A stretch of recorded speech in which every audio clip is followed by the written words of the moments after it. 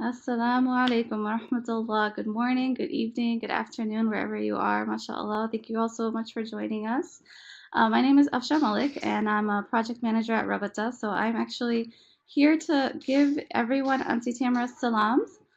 She's stuck in Kuwaiti traffic. Now, I have never been to Kuwait, but I imagine Kuwaiti traffic is something pretty incredible. So she is, she's working hard to get here on time, but we didn't want to have you all wait. But inshallah, we'll begin anyway with our guest speaker. So Auntie Tamara, had she been here, she would have definitely started off by talking about the importance and the significance of female scholars, not only in our Islamic history, but in our current day, and just how necessary it is for women to pursue traditional Islamic sciences. So with Rabata, we obviously focus on the academic track with traditional sciences, and we have the Rabata academic program, which registration is still ongoing for. So if you did want to check it out and focus on your own Islamic learning and continue the legacy of female scholarship and, try out a class, learn Quran, learn about Hadith, learn about the Sira, we are definitely here to facilitate that for you because we are all about positive cultural change and creative educational opportunities, one of which is through the Rabats program. So with this live stream in particular, we're hoping to honor and carry on the legacy of Black Muslim women female scholars. We are so excited and thrilled to introduce Ustada Ruqayyat Yaqub. She is the founder of Light Legacy Books. It's a children's publishing company, and it's dedicated to telling the stories of little-known heroes from Africa and across the globe. Ustada Ruqayya is an AMI certified Montessori elementary teacher, studied Arabic and traditional sciences in the UK, Morocco, Spain, Mauritius, and oh my God, so many other places. MashaAllah. I didn't even know all this. This is amazing. MashaAllah. She also studied here in the States. So she is passionately leading two research projects, Women of Light, a look at the literary and educational legacy of Nana Asma'u, and Empowered by Revelation, which highlights the impact Islam has made on the lives of women through the ages, revealed the necessary stories from unrecognized giants in history. Currently, she writes in New Jersey, USA. Yay, Jersey! But before that, she lived in Atlanta, which is my hometown. So ATL represent. And she enjoys researching, writing, and reviewing illustrations late into the night for the first book in the series. She also has 5 beautiful children, mashallah, one of which I had the pleasure of meeting, and I see that she is definitely invested in continuing the legacy of female scholars. So now I will turn the microphone over to Ustada Ruqayya so she can continue her, mashallah, conversation with us. Bismillah ar-Rahman ar-Rahim. Thank you so much for joining us. We're so thrilled.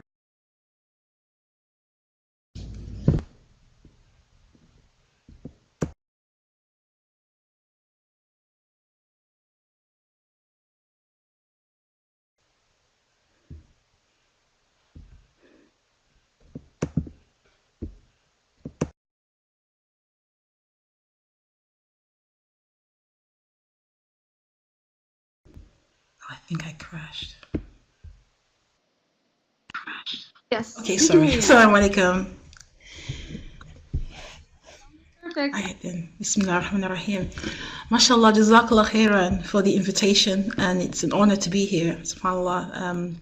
And I'm really glad to see, I already love Rabata so much, mashallah, but to see the celebration of Black history during this month, and other times, alhamdulillah, through the Islam in America class, it's really an honor to be part of this, inshallah.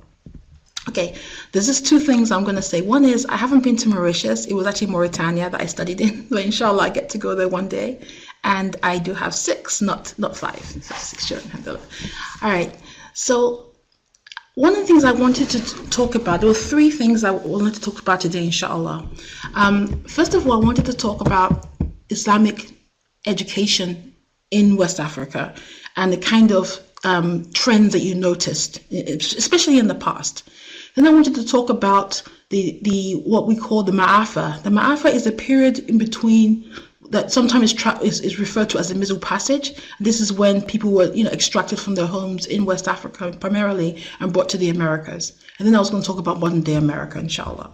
So we'll start with the first one. I wish I had a PowerPoint. I didn't realize I was going to be doing this until recently, so I wasn't able to prepare one. But inshallah, I'm going to put something like that together in the future. All right, so when we talk about West Africa, I'm sure most of you have heard about Nana Asma'u because of the great work that Rabata is doing and other people who have been talking about her and researching her life. Now, one thing about her is that she was a product of a particular kind of education system and is referred to as a Timbuktu model. And what you would have here is that you had 3 stages. So the first stage was memorization of the Quran, which children would start at about 6 or 7.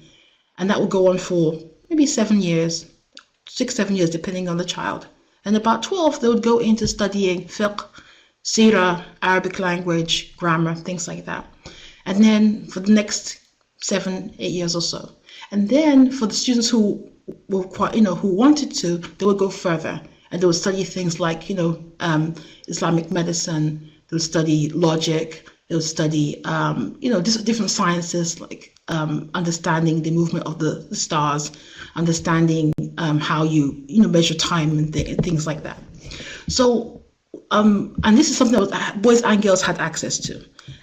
Obviously, it's not the way it is today. It's a little bit different, but because today there's more emphasis on, I guess, we talk about the post-colonial kind of education that happens, but you still find traditional education in different parts of in West Africa.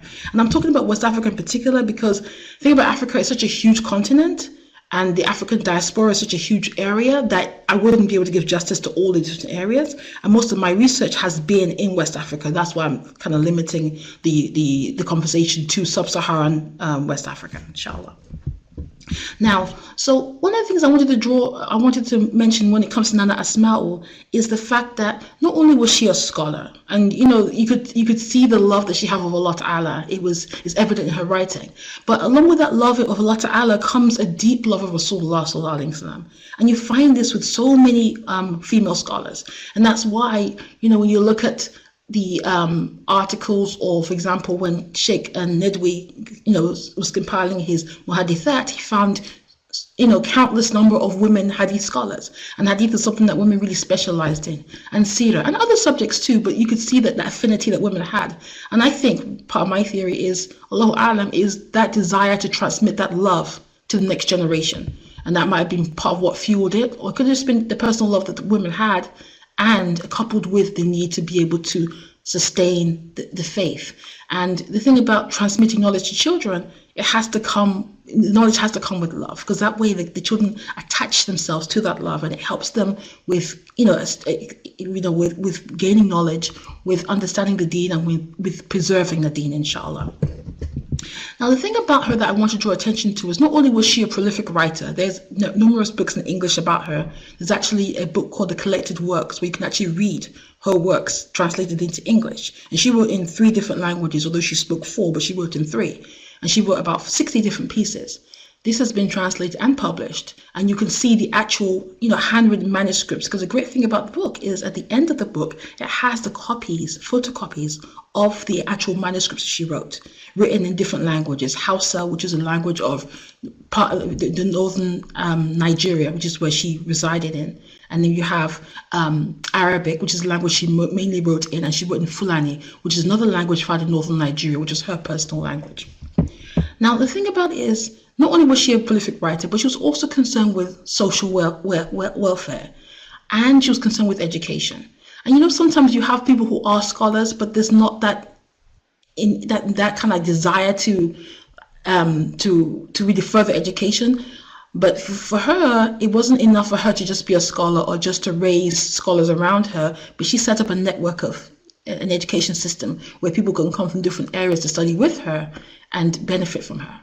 And in addition to that, when she was a historian, and she was she was concerned about society, and she spoke up when she saw injustices. And when she would write, she would praise people who were just good people, like good qualities, to kind of like bring about that social, positive cultural change. It's something that she was really much involved in. But the thing I noticed about, I'm going to talk about today, is that she was somebody who documented history. There's a particular book that she wrote called Sufi Women, which is actually a translation of a work by her brother, who's also a scholar. In his book, he has several hadith about women, and then he starts to document the women during the time of the Prophet sallallahu alaihi wasallam, and then the women who came after, the great women who came after, like Rabia al-Adawi and other amazing spiritual and intellectual women. And then he stops there. But in her book, she talks about those amazing women, but then she adds the women of her time. So she's like bringing them into the discourse, showing that these are legitimate scholars too. And this is something that I would like for us to learn from her example, that when we tell our children our story, and inshallah, Ustad Mariam is here and she would really give justice to the African American women who have been studying the deen for decades now, in particular the 90s and other times, but it's been since before this time. Inshallah, she can go into more detail about that. But us adding our age to the story and showing that we are just a continuation of a story that has been going on for millennia and will continue to go on, inshallah, as long as we can continue to study the deen and to transmit it, inshallah. Now, the other thing I wanted to mention, especially as women, is just noticing trends. Because for us, I think the goal should be, inshallah, that we are, studying the deen, becoming, practicing what we study, but also teaching it to others. And the thing I've noticed about the scholarly women is that for the most part, they came from scholarly families.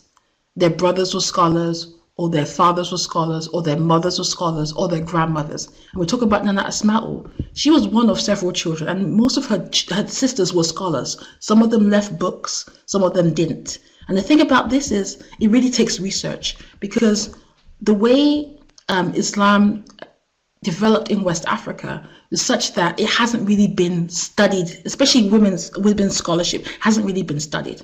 Maybe there's an assumption that it isn't there, I'm not sure, but it hasn't really been studied. So because of that, you have people who have manuscripts that were passed down by their mothers or their grandmothers or aunts or uncles that are just sitting in their homes. And a lot of it, and this is the reason, and I'll tell you a quick story about Nana Asma'u. The reason why we know so much about her is Jean Boyd. This is the person who, really pioneered work on her in the West, went into different areas in northern Nigeria and interviewed people, asked them questions, and they would bring out the manuscripts and say, oh, this is something that was given to me by my aunt or my grandmother. And she compiled these manuscripts together, translated it, and put it into a book. So the point I'm trying to make here is that you have a lot of information out there that just hasn't been gathered, hasn't been researched. Okay, so the point here is we talk about the scholarly families. We talk about Nana Asma'u. Her great grandmother was a great scholar. A lot of her sisters were. She didn't have any daughters, but she had sons, and some of them, they had your basic level of scholarship, but they weren't really known as scholars. They were more known as leaders. And that's why her education system passed through to her sister, who was also a scholar, and her sister's daughter, and to other women to the present day. This is something that's actually intact even to this day. So you see here that there's this emphasis of learning and also transmitting. And I think this is something that as we're doing, and mashallah, as we're learning, we are bringing, our children along, inshallah. That's just a point I wanted to make, the importance of really, making it a family journey, inshallah. Because that way we can start to model what, they did. And also I've noticed that whenever you look at African male scholars, and this is probably true for other areas too, it's just I'm not as familiar with the data in other areas, you find that the women, the male scholars, for the most part, either their mothers were, or their grandmothers were, or their wives were. It was just, you find that cluster a lot of the time. It's not like an isolated person in a family. It's rare that you would find that.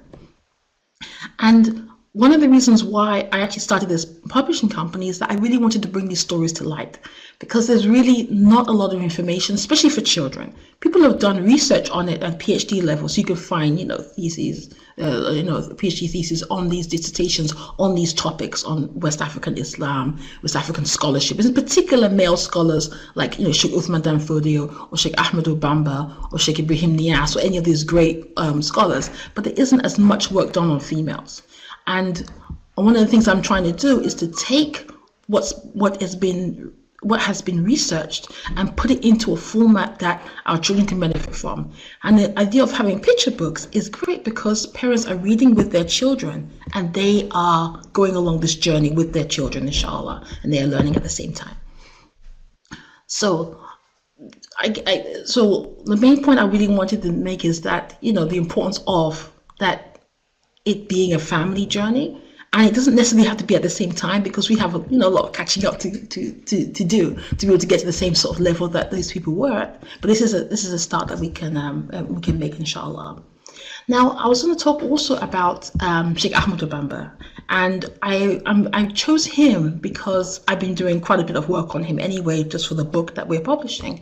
But his story is really interesting in that his mother, Mariama, was a very spiritual woman and a scholar too. She memorized Quran. She trained Hufaz in memorizing the Quran. She died at a young age in her early 30s, but by that time she'd already trained about 100 women, girls, as memorizers of Quran.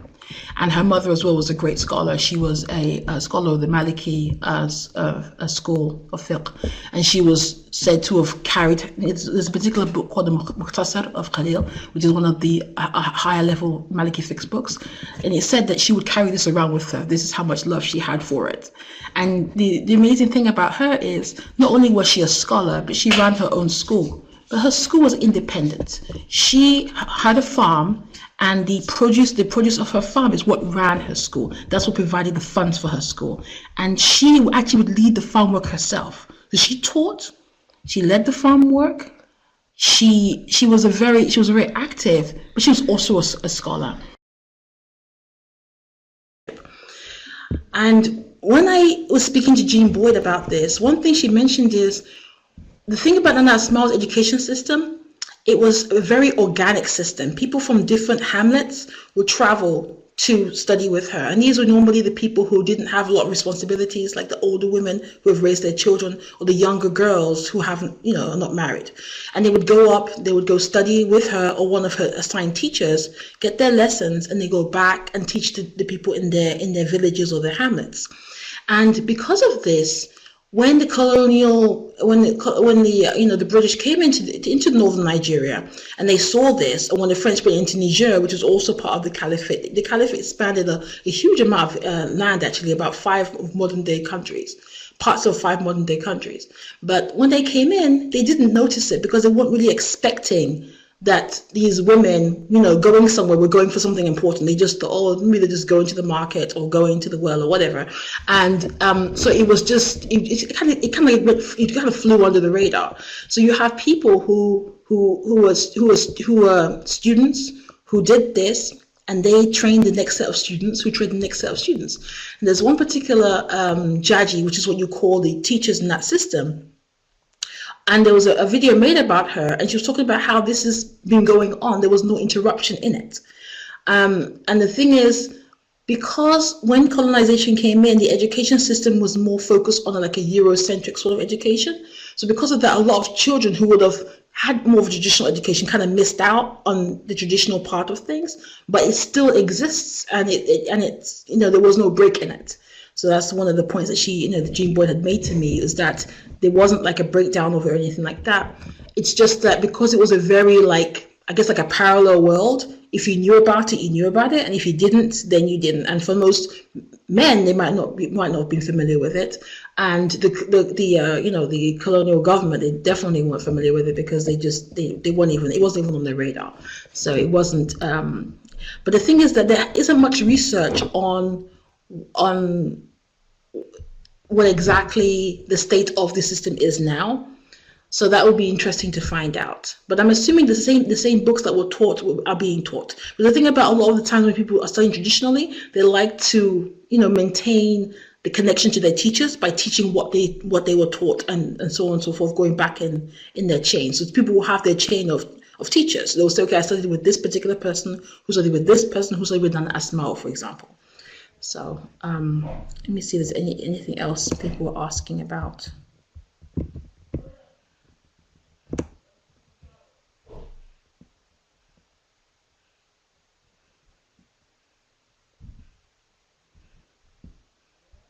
Okay, but Niyas, yes, subhanAllah. I met Sayyidah Ruqayya Niyas, and she is probably in her maybe 70s or 80s. And when you're around people who are very spiritual, who spend a lot of time in dhikr and in service and have a deep love of Allah Ta'ala and His Messenger, they just have this particular kind of like almost like a force field around them.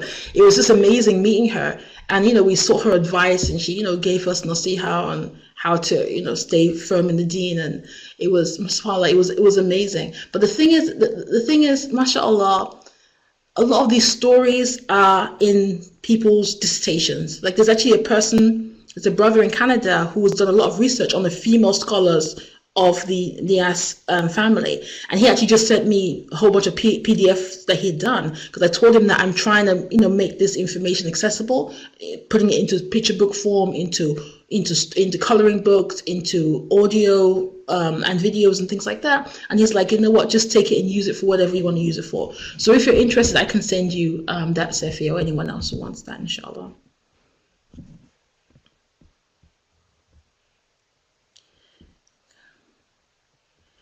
Yeah. So I think I'm going to stop here unless anyone has any other questions, because I feel like a lot of these things really just need to be published so people can read them and enjoy them, inshallah.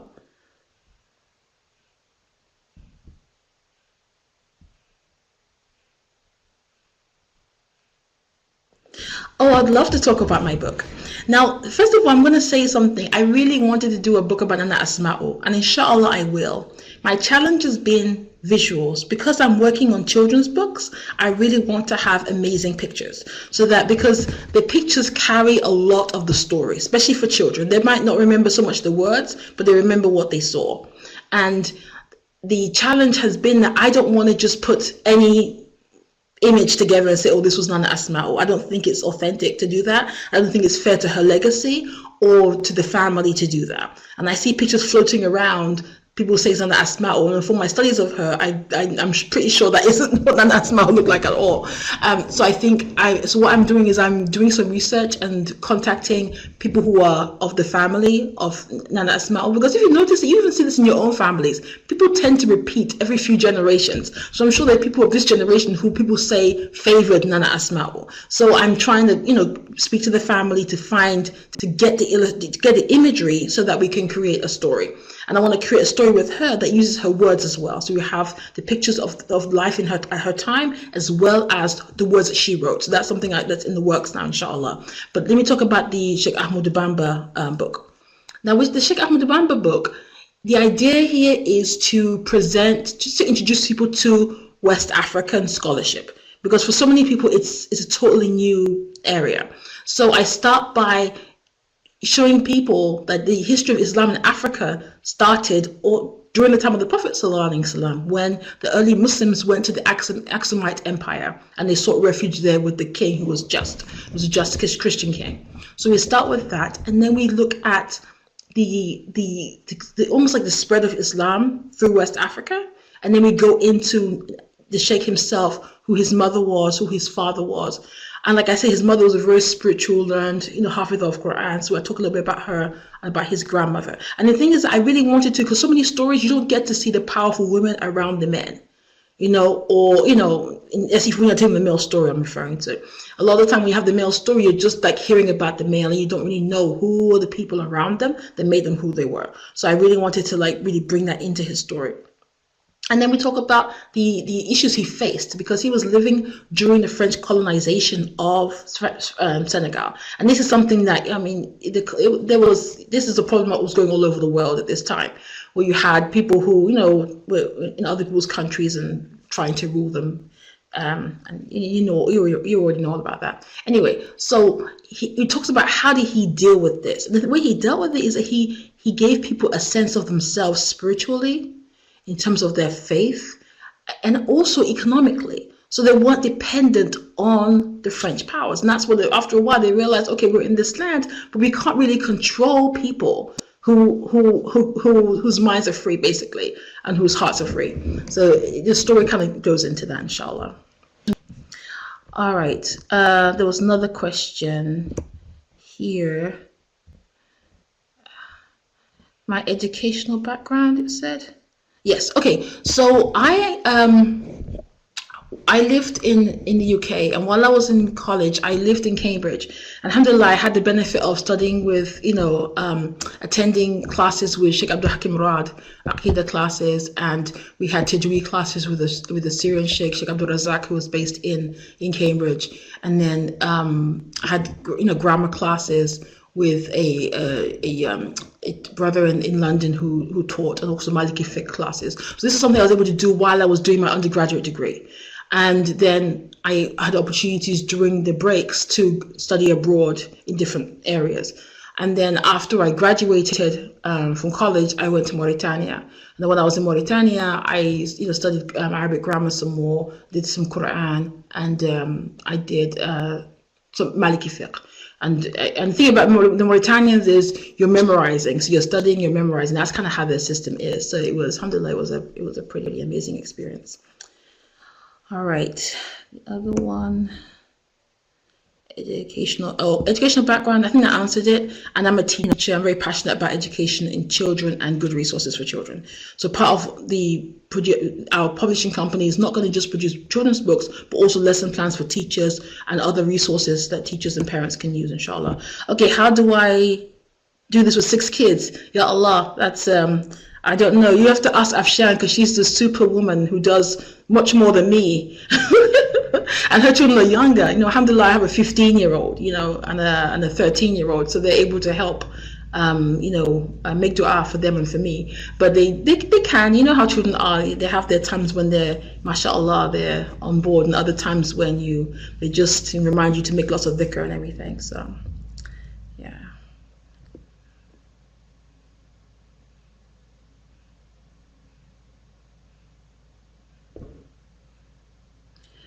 My favorite place to study, I think I really enjoyed Mauritania, and I think part of it is just the isolation. So when there's nothing around, you can just really focus, alhamdulillah. So I would say that.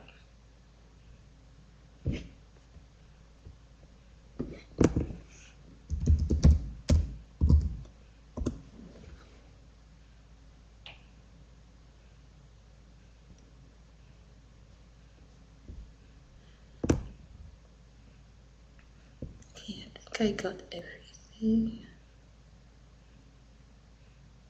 Oh, how old were you when you started studying? I went to college as a mature student. So in the UK, a mature student means you're 21. So I think I was about 21. But even then, I think when I was about 20, we started classes in London with our teacher. This was Ibn Ashur, Maliki fiqh, Akida fiqh Tasawwuf, so Tasawwuf texts. So I started that when I was about 20. So I'd say when I was 20. And I've been going on, trying to get things here and there in for the last 20 years. So, alhamdulillah.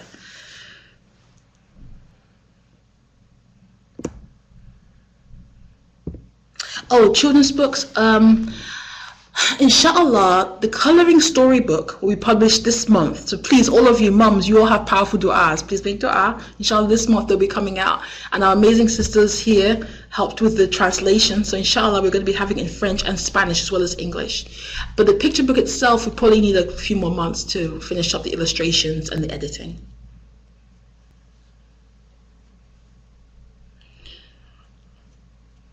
A website, the website, yes, okay, that's an example of having 6 children and not getting much done. I haven't been able to work with the developer a lot, so it's not ready yet, but inshallah, I think I sent the information to him 2 days ago, so he's going to start working on it, so hopefully before the end of the month.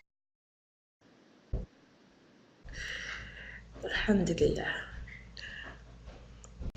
Yeah, so, but like I said, I do have a lot of these things are in document form, and I didn't want to just read different stories to you, because I feel like I could just send them to you. You can read them yourselves, inshallah. So any other information people want, I can email it to them, and inshallah, once these things are published, you can also get them in that format as well. And thank you, Iman, for twisting my arm and forcing me here. Alhamdulillah. Yes, mashallah, we are all very grateful to Ansa Iman there, mashallah. So, inshallah, well, thank you so much. We've been so just, mashallah, taken aback and, taking a picture of us because I never get to see you on screen. She did, however, come to the third Muslim Women's Literary Conference by Daybreak Press. So, inshallah, it'd be nice to have a children's panel with children's authors like yourself, just to put that little seed in your brain right now. Inshallah. Yes, thank you so much. Inshallah. May Allah bless you. Inshallah. And barakah and all your time. And mashallah, it's beautiful. Could I just... Yes. Yes. MashaAllah. Can I just say something real quick? I'm so glad that Ustad Mariam is going to be talking, because inshallah she'll talk about the amazing African American sisters who have been studying the Deen and the impact they're having. And one particular sister I'm going to mention is Sister Shahida Sharif in Atlanta. She was in Syria in the 90s, mashallah. She stayed there for a number of years, and she's been doing really amazing things in the masjid with the adults, with men and the women, because she teaches both in the masjid, in the main area of the masjid in Atlanta, and she has an amazing children's program. So she's someone who, mashallah, may Allah reward her and all the other people who are taking their knowledge and benefiting others with it. So inshallah, I'm sure Ustad Mariam will go into more detail about the different women, but I just wanted to, just mention her in particular. Inshallah. MashaAllah. Shout out to her. Thank you so much, Ustad Ruqayya. Well, inshallah, see you soon for something else that's popping with all of your work and all of your, mashallah, carrying on the legacy of female scholars. Inshallah, keep us in your du'as. And inshallah, I mean, you and ours. Yes. As Ustad Mariam Sharif comes onto the screen and my background noise continues, well, I'll go ahead and give her introduction so that we can get excited to welcome her, inshallah, to our live stream today. And again, Auntie Tamara, if you're joining us now, send her regards. I am a very bad filler for her, but she, inshallah, if she were here, she would be the one moderating and welcoming everyone to this beautiful live stream about the divine love of female scholars. So today, inshallah, we're here to celebrate female scholarship. We're here to celebrate Black History Month and celebrating our past and present scholars and the legacy that they're leaving, inshallah, so that we can carry on the generations to attain the nearness and the closeness to Allah subhanahu wa ta'ala, to carry on the work of the Prophet sallallahu alaihi wasallam. So Ustadha Mariam Sharif, if you haven't met her, she is a beautiful, beautiful woman that we all must meet, inshallah. And she, like Ustadha Ruqayyat, is very busy. So we are so grateful and thankful that she is here with us today, inshallah. So Ustadha Mariam, I know that as you get on the screen, I'll go ahead and just work my way through introducing you, and then we'll just begin whenever you're ready, inshallah. So Ustadha Mariam Sharif is an educator, filmmaker, lecturer, linguist, researcher, and student of the development of Islam in America. Her recent research project has examined the African American Shia Muslim community, Latino converts to Islam in America, and the legacy of female scholarship in Islam, gender, and its linguistic implications in the Quran and the Torah, which is heavy stuff, mashallah. She's brilliant, just like Ustadha Ruqayya. Ustadha Mariam also has studied and conducted research in, get this, Egypt, Jordan, Israel, Italy, Palestine, Saudi Arabia, Syria, and the United Arab Emirates. Most recently, she presented on the Women's Leadership in the World Parliament of Religions Conference in Sydney, Australia, and at the annual International Sheikha Fest. So she remains committed to developing a career as a scholar, educator, and academic administrator, and working to establish a more balanced understanding of Islam in America today. Ustadha Mariam is dedicated to building and contributing to institutions conducive to the pursuit of human excellence. So she's obviously got, her stuff together. MashaAllah, she received her bachelor's degree in the Middle Eastern Studies, Italian, TV and Film from Rutgers University, and obtained her master's in theological studies from Harvard Divinity School. And she currently lives in Boston. So if you do spot her in Boston, take a selfie and get her good side, because she'll bother you otherwise. So inshallah, let's welcome Ustadha Mariam Sharif onto the screen. I will go ahead and pause and get off so that we can continue on with us.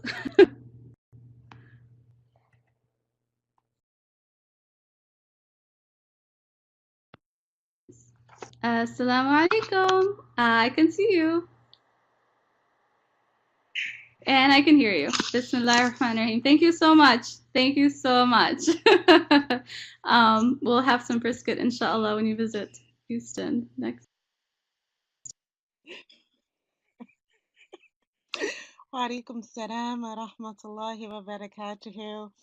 And you know how to get to a sister's heart. I also must have a certain person's cornbread now that I've started eating that again. My dear sisters, welcome. Alhamdulillah. I pray that you are well, and may Allah increase us all with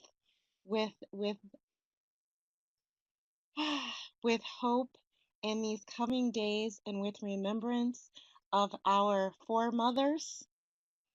We know all about our forefathers, but our foremothers who have had divine guidance and who have had divine love from Allah subhanahu wa ta'ala, and because of their divine love to Allah subhanahu wa ta'ala, They have left a legacy for us to embrace and to carry on to those who will be coming forth.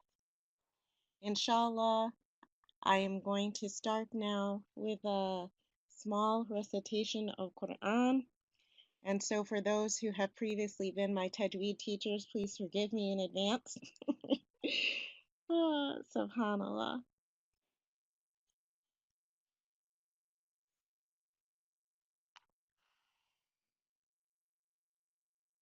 And also forgive me for my crackly voice this morning. It's a little rough around the edges. Alhamdulillah. أعوذ بالله من الشيطان الرجيم بسم الله الرحمن الرحيم قل قل اللهم فاطر السماوات والأرض عالم الغيب والشهادة أنت تحكم بين عبادك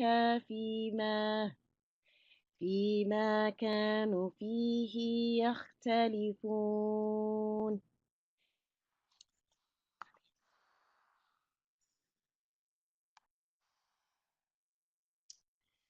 Sort of the title of my little reminder today, inshallah, is Islam and the Black American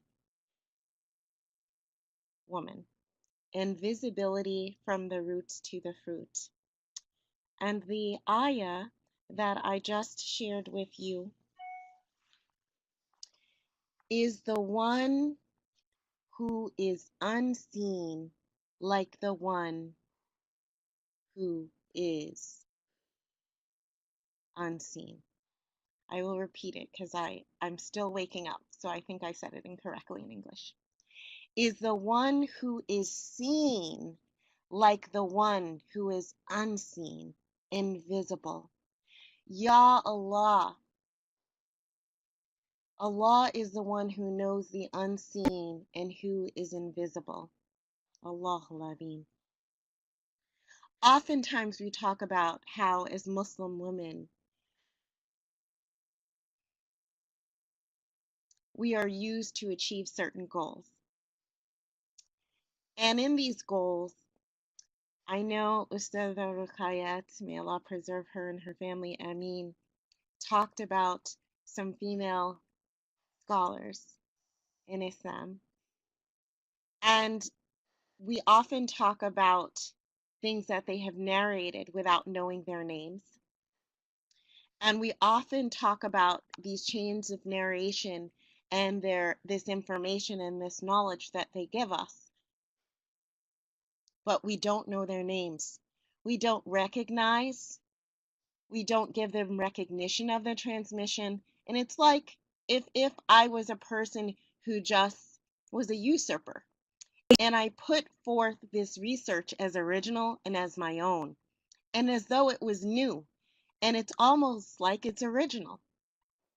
And when we dig deeper, there is the contribution and information from the African American Muslim woman, right there at the origins, at the root. I will discuss the invisibility of the African American Muslim woman leader historically, its detriment, and how we can pay homage to her fruit.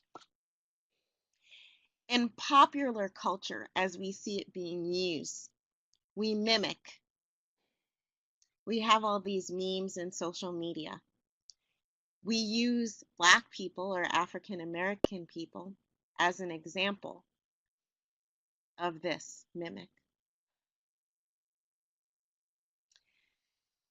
In Surah Az-Zumar 39:46, that ayah that I just read, and how Allah will judge between your servants. Allah says, Allah will judge between your servants and about what they dispute about. The invisibility of female Black Muslim leaders is so incredibly glaring. I know that Ustadha Rakaya mentioned Nana Esma'u, and I love to talk about her because we don't know who she is. We do know the name of her father, Usman Dan Fodio. Non-Muslims even know her through her poetry and her scholarship. But what do we know about her? So I want to tell you a story. I want to share a story with you. Dalia Mujahid was asked to prove after a meeting with Sheikh Akram Nedwi, who is the author of this book on Muhaddithat. It's part of a compilation of a larger scale of about 40 books, and he decided to do a translation on Muhaddithat, or female hadith transmitters. And in this story, she mentioned to this brother, too many men are known, not the women. Not the women. They're not as well known. So Sheikh Akram Nedwi, he mentions Hamza radiallahu anhu and Amr radiallahu anhu.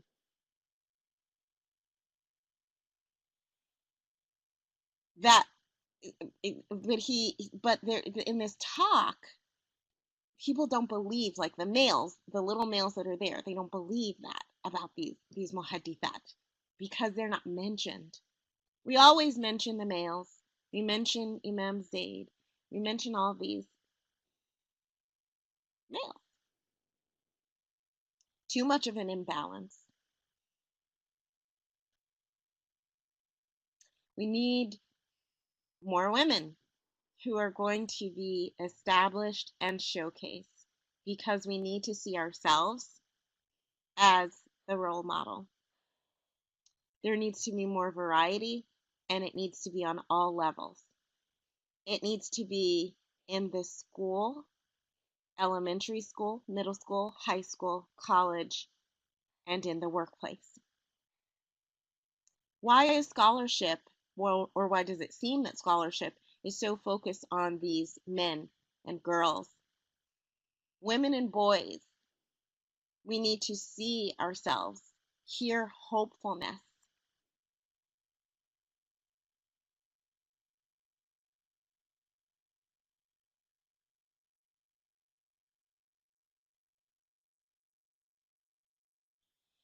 This impacts us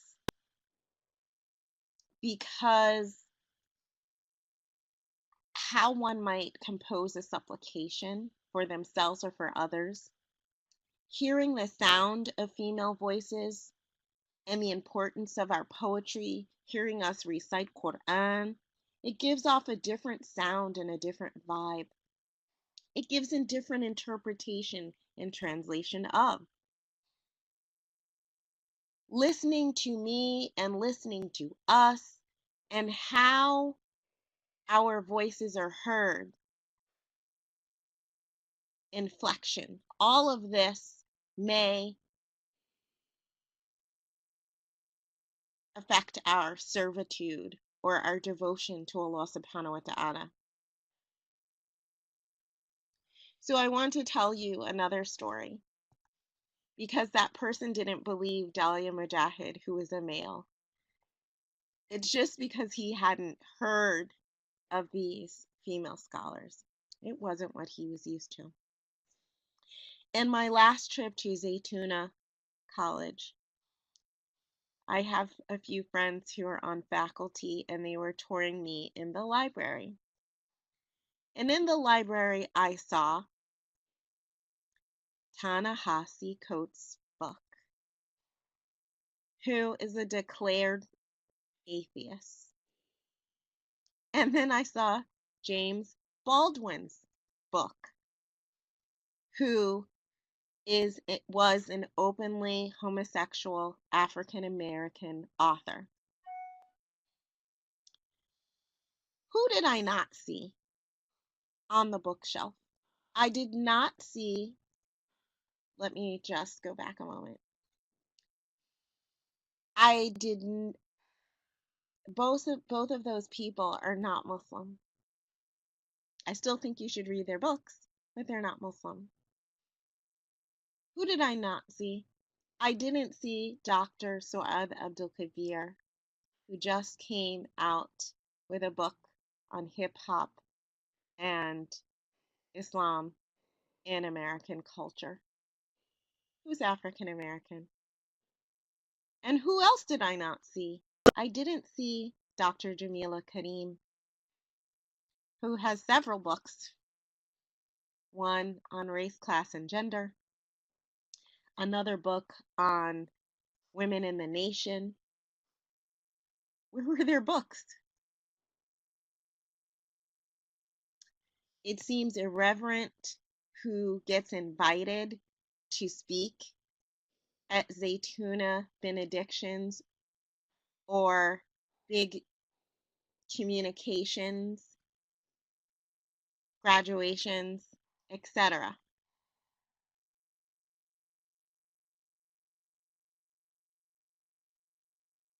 The new generation of kids, they notice this and they don't tolerate it. They don't tolerate what I would call foolishness. Nana Asma'u was a teacher of men and women, and all of those disciples she taught others. I'm going to tell you another short story.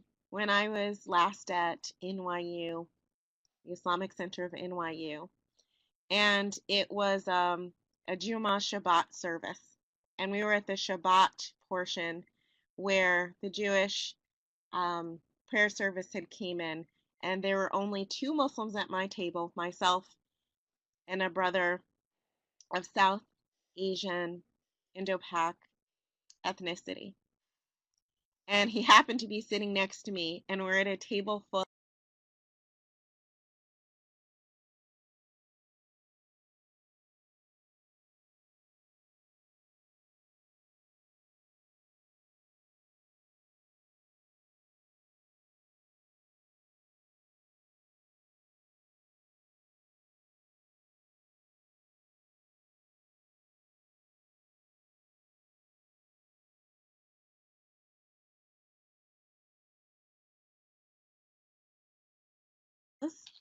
So I'm sitting at the table at NYU at the Shabbat dinner service, and the woman leans over past me to the male, Muslim male, who and says, "Can Muslim women lead prayer?"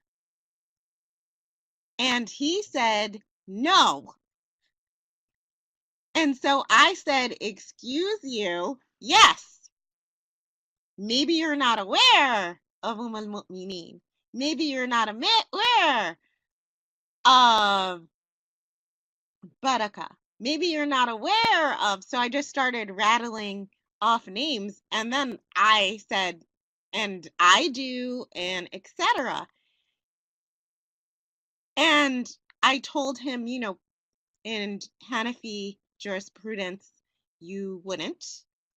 But in other schools of thought, you would. And I was like, where's our voice? Where's our voice? And so if you get a chance, there's a beautiful, beautiful talk on SoundCloud entitled Barriers to Female Leadership, Does Race Matter? At Harvard University. And I would say you want to Google that because it does. So we're dealing with race, and we're dealing with gender, and then we're dealing with culture. And all of these things, they matter.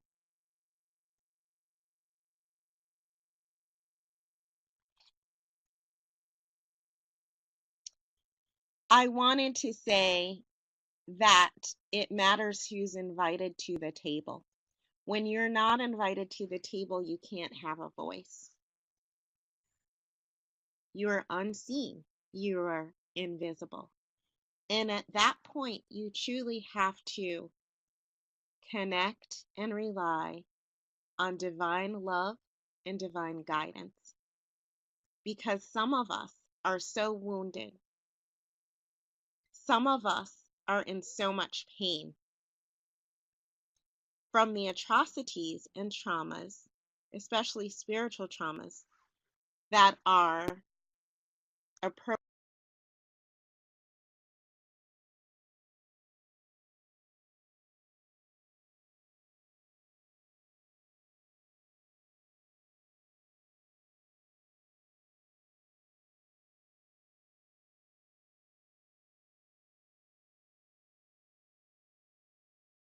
Some of us are invited to the table, and some of us are not.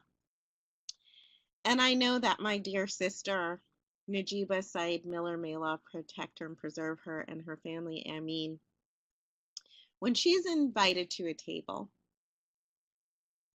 like 3 months ago, she was invited to a table to speak about the African American Muslim experience. And she said, "Did you ask any African American Muslims?" And they said no. And what she decided to do was move back. And she gave some suggestions, and then those people were invited. Because it's one way in which we can give voice to certain communities so that you can tell your own narrative as opposed to someone else telling it for you. We have to think about the ways in which we lead and in which we're contributing. In African American Muslim, the history of Islam in America, we know who Bilali Muhammad is and not his wife. We know who Nicholas Said is. At least I hope we do. And we don't know his wife was married 2 times. We don't know about them.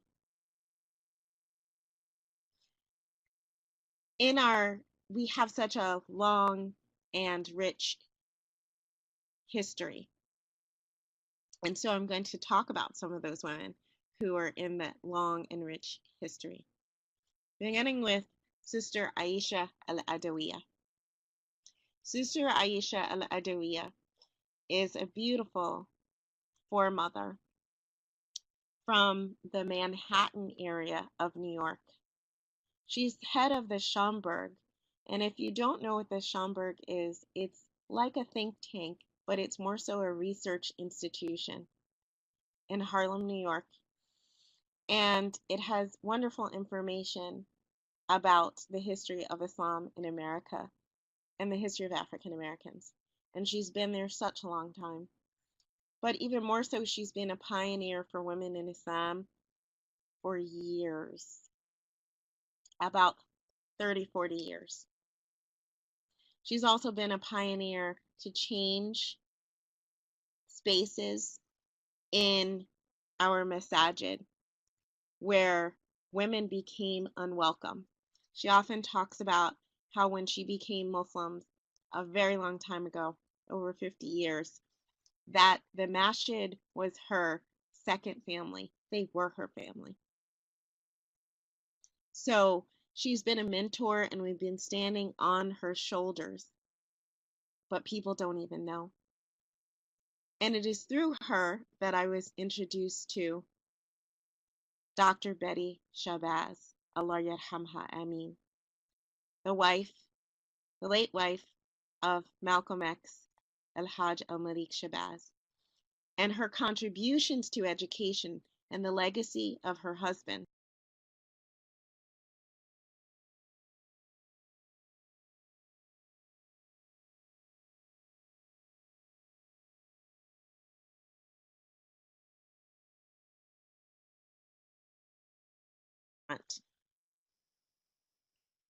So I just mentioned Ittihaj Muhammad, Ilhan Omar from Minnesota, Layla Muhammad, Taiba Taylor, Allah yarhamha, our media mogul.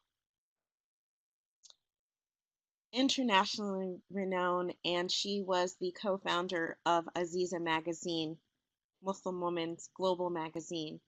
Dr. Zakiya Muhammad, who is a judge. She's the first Muslim woman judge in America. Intisar Rub, legal scholar who is multilingual. She's from a really rough neighborhood, right? And now she's a tenured scholar at Harvard Law. Marguerite Aziz, who is credited with Muslim ARC, which is Muslim Anti-Racism Campaign. They've done such great work. Shahida Sharif, who not only was a wonderful student in Sham in Syria, who not only is a teacher in her community who teaches men and women, older people and younger people, but she has a Hajj business in which her and her husband take Hajis every year from America to Hajj every single year. She's on her 14th year. Sister Clara Muhammad, who was the mother of Imam Warithuddin Muhammad. She started the first Islamic school system that is still present today. It was first called the University of Islam in America, and now it's called the Sister Clara Muhammad School. Sister Aisha Mustafa, who was the longtime editor at the Muslim Journal and still is. Dr. Amina Wadud, who has been at the forefront of engaging gender and the Quran in academia, and has a wonderful book called The Quran and Women, and she does have a new book. There's a few books called Gender Jihad about her struggle, and it does talk about her being African American. Dr. Amina McLeod, who started off as a medical doctor and then ended up moving into Islamic studies. Sister Amatullah Sharif from Chicago. She had so many community roles. She was very important to the community, an invaluable resource, a wealth of information, both in Washington, D.C. and Chicago.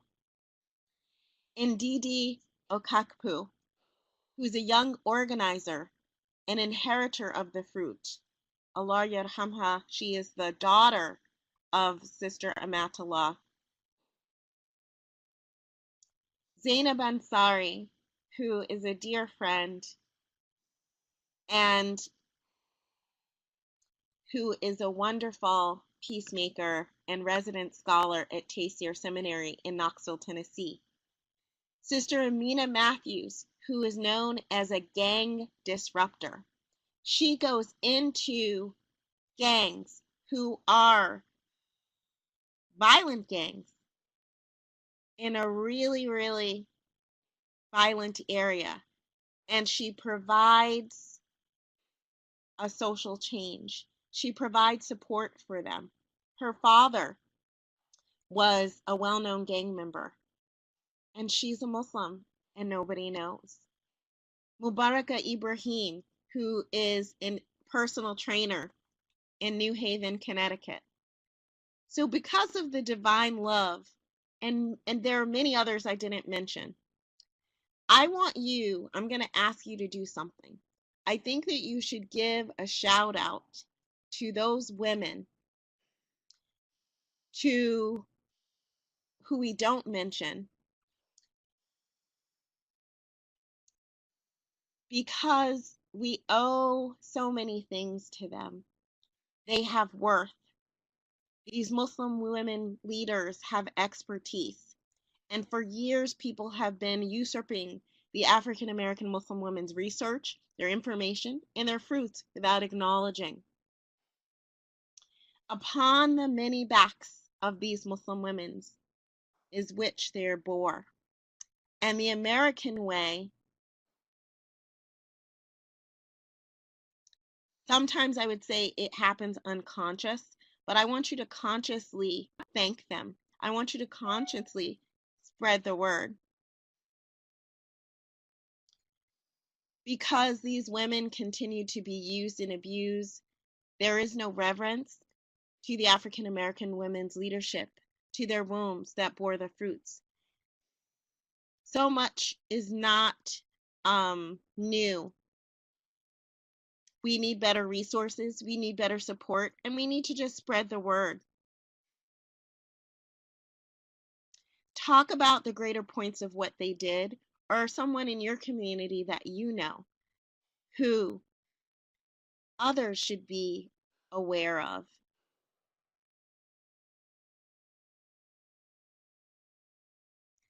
Talk about these injustices. Give credit, recognize, uplift, and acknowledge. I challenge you to give acknowledgement and recognize something in someone who has not been recognized, who has been erased. We have a transnational existence as Black Muslim women leaders. Even if they were down in the dumps, they knew other languages, they were exposed to other foods, they were exposed to other cultures. They knew. And lastly, I will say a verse from the Quran.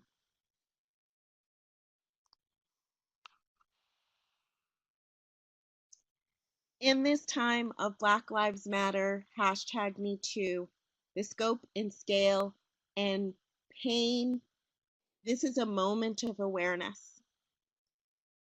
There was a reason why Anita Hill, when she said "Me Too," no one listened to her, and she went before the Congress. She wasn't respected. She didn't have dignity. She didn't have a voice. Silence that women feel that they are affected by the issue of Me Too happens so much in Islam, or amongst Muslims rather. We have a responsibility for women to empower and raise their voices. Here's the issue. What can we do as a community that's going to be safe and keep us safe from sexual predators? What can we do for those who have been harassed? What can we do? Honor those women who came before you, and remember this ayah.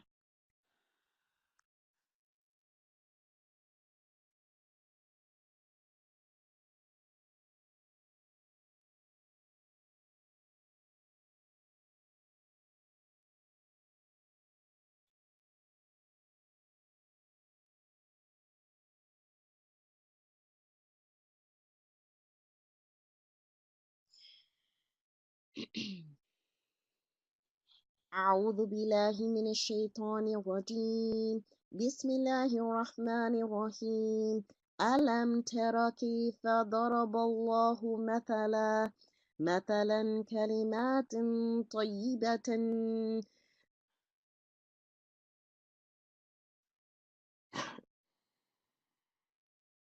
كشجرة طيبة أصلها ثابت وفرعها في السماء تؤتي أكلها كل حين بإذن ربها ويضرب الله الله الأمثال للناس لعلهم يتذكرون. A goodly word is like a goodly tree whose root is firmly fixed and its branches reach to the heavens. It brings forth its fruit at all times. It produces all the time by permission of its Lord, and Allah presents examples for the people that perhaps they will be reminded. So go forth and remind the people of the fruits of these women. Thank you so much.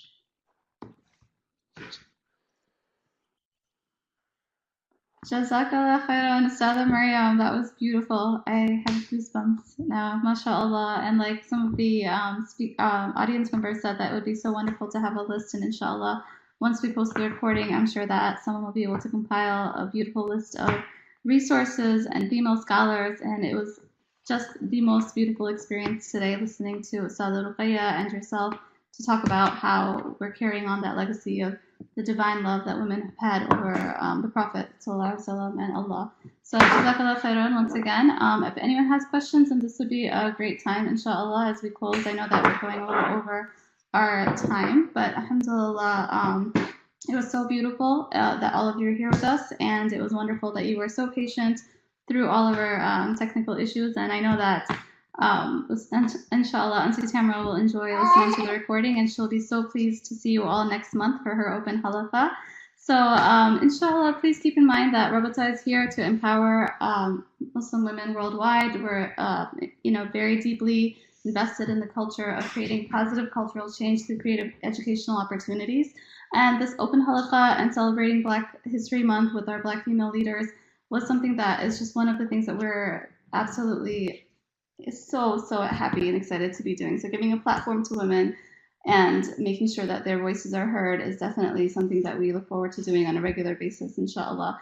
So if there are no questions, alhamdulillah, we will see you all, inshallah, next month for the open halqa. Assalamu alaikum. And on behalf of Auntie Tamara, assalamu alaikum. And she misses all of you very much. So she'll look forward to seeing you again soon.